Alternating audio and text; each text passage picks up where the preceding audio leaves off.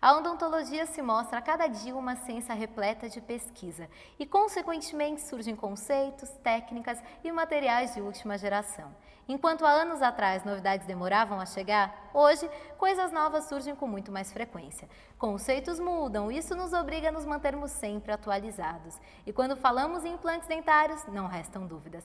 É a forma mais prática e inteligente de repor a falta de dentes. Com o objetivo de orientar e esclarecer as dúvidas da população, hoje o programa Vida e Saúde conta com a participação especial dos reabilitadores orais, Dr. Antônio Parente Filho, especialista e pós-graduado em implantodontia e professor pela FFO USP, e a doutora Milene Russo Brankovic, especialista em dentística restauradora e pós-graduada em dentística operatória, professora da SOESP. O assunto agora é reabilitação oral.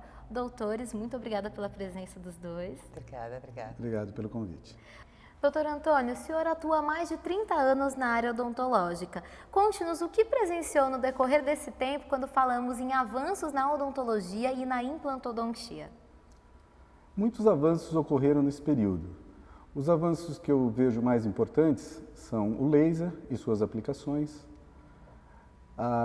as novas técnicas radiológicas, inclusive com tomografias e protótipos, as cirurgias guiadas por computador e outros. Porém, eu acho mais importante citar dois eventos. O advento da implantodontia, com as próteses sobre implantes, e os materiais estéticos restauradores. Falando nisso, doutora Milene, o que é odontologia estética? Olha, a odontologia estética está muito em moda e, na verdade, a gente fala reabilitação estética, né? Que nada mais é do que a recuperação do que foi perdido, mas de forma estética. Antes a gente falava que os materiais que eram o carro-chefe do consultório eram os metálicos, como uma amálgama, as ligas não preciosas, ouro. E isso caiu totalmente da prática diária e entrou a reabilitação estética com os seus materiais restauradores, porém com uma indicação adequada. Então a reabilitação nada mais é do que a recuperação da estética, porém com material diferenciado e tudo que vem, né? Tudo que segue a sua indicação, sua contraindicação e sua forma de trabalho. E quais são as técnicas utilizadas para a reabilitação estética? Nós podemos falar de várias coisas. Basicamente são os free metais, são as próteses sem metal, com ausência de metal. E depende do que é indicado. Se é um elemento unitário, se é uma perda dupla, se é uma prótese fixa com 3 elementos, ou às vezes 4, ou às vezes até 6 elementos é indicado uma prótese free metal, sem metal. Pode ser feito as facetas, que é muito usado agora de uma maneira bem eficiente e charmosa. São os onlays inlays, que são aquelas antigas incrustações que a gente punha metálica e a gente não existe mais, a gente põe os onlays, que se fala sobre dente, né? Ou inlay. Tem infinitos trabalhos estéticos, porém o mais importante que a gente tem que salientar é a indicação, é o planejamento. Não adianta achar que você consegue trocar uma boca metálica ou dentes metálicos por dentes estéticos sem ter um preparo adequado, sem ter uma boa indicação, que é a base, é o planejamento. Doutora, tendo uma boa indicação, realizando um planejamento de forma adequada, os resultados obtidos serão satisfatórios? Muito, infinito. Hoje a gente não fala mais em metal. O que preocupava antigamente é se os materiais estéticos são tão resistentes como os metálicos. E são infinitamente, são considerados os ouro brancos que a gente fala. São de extrema resistência. Tem que ter o conhecimento para isso. O que preocupa um pouco a classe odontológica é que o clínico geral se sente apto a fazer reabilitação estética. E, na verdade, existe todo um preparo. Ainda não é uma especialidade reconhecida plenamente, porque já é pelo MEC, mas ainda não é plenamente, porque tem outros órgãos que implicam nisso. Porém, você tem que ter um conhecimento pleno para você poder aplicar. Então, são materiais excelentes, que no Brasil a gente usa há 15, 20 anos, mas que na Europa é usado com muita frequência, com muita sabedoria, com muito protocolo, com muito estudo. Enfim. Vamos falar um pouco agora sobre reabilitação oral. Doutor Antônio, o que é reabilitação oral? A reabilitação oral, de uma forma bem simples, é um restabelecimento, é o processo de recuperação de uma perda ou mutilação. Essa perda pode ser uma perda parcial, pode ser uma parte simplesmente do dente, podem ser todos os dentes e pode ser ainda o restabelecimento da parte óssea.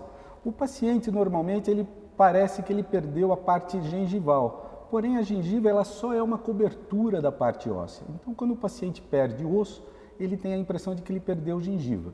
E nas reabilitações a gente também restabelece esse tipo de perda.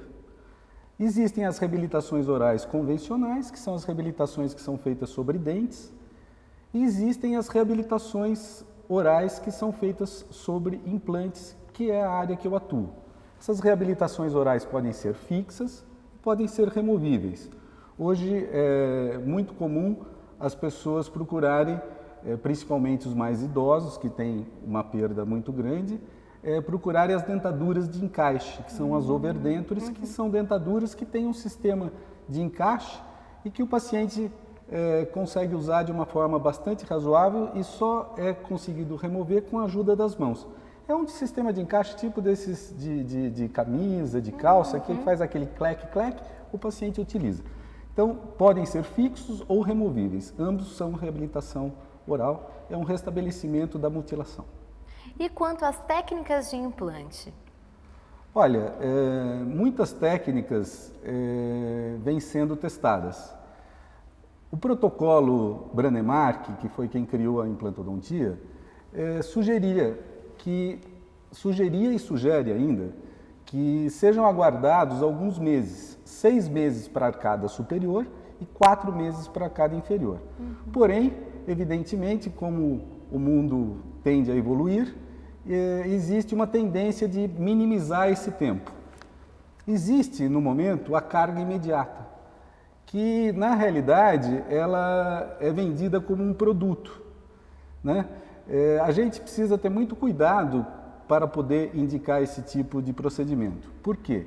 Porque nós precisamos saber, primeiro, se o paciente tem uma condição geral de saúde satisfatória para poder ter esse tipo de indicação, e a gente ainda precisa fazer isso a gente consegue ver através de exames laboratoriais, através de sangue e urina, com uma orientação do médico quando necessária, e ainda as condições locais do paciente, que são feitas através de tomografias computadorizadas, onde a gente vê se o paciente tem largura, altura, em alguns casos até a densidade óssea que seja suficiente para que possa ter uma indicação adequada a esse tipo de trabalho.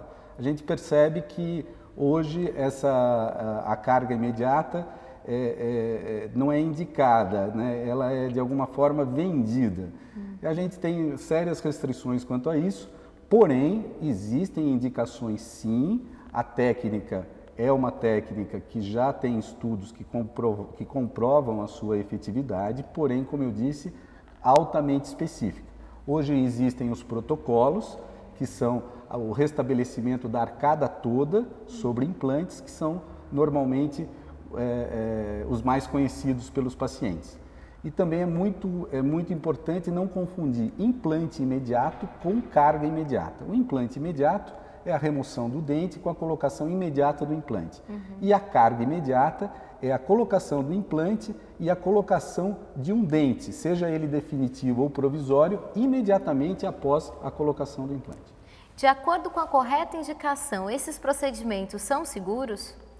Olha, esses procedimentos são muito seguros, né? Desde que executados por profissionais habilitados, de preferência especialistas na área e que tenham um bom planejamento, né?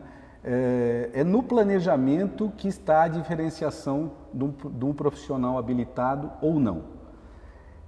Desde que existam esses conhecimentos, O prognóstico do pós-operatório é bastante favorável, a cirurgia é realizada, na grande maioria das vezes, em consultório e é um procedimento bastante simples, inclusive dor não faz parte do nosso pós-operatório. Normalmente o paciente pode ter um edema, mas dor é muito difícil a gente ter esse tipo de evento.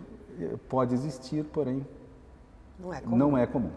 Falando sobre tendências para odontologia e implantodontia, o que o doutor aposta para os próximos anos? Olha, as proteínas morfogenéticas, que são fatores de crescimento, já existem, porém o seu custo é elevado, são fatores de crescimento ósseo que evitariam os enxertos e os transplantes ósseos e, num futuro mais distante, as células-tronco. Inicialmente para o desenvolvimento ósseo e futuramente até para o desenvolvimento do elemento dental, mas isso no futuro bastante distante. Mas é uma tendência. Com certeza. Doutores, muito obrigada pela presença dos dois, por falar sobre esses temas tão importantes, a reabilitação estética e a reabilitação oral. Muito obrigada. Nós que agradecemos. Obrigada pelo convite. Obrigada. Programa Vida e Saúde na TV. Informação com responsabilidade para você.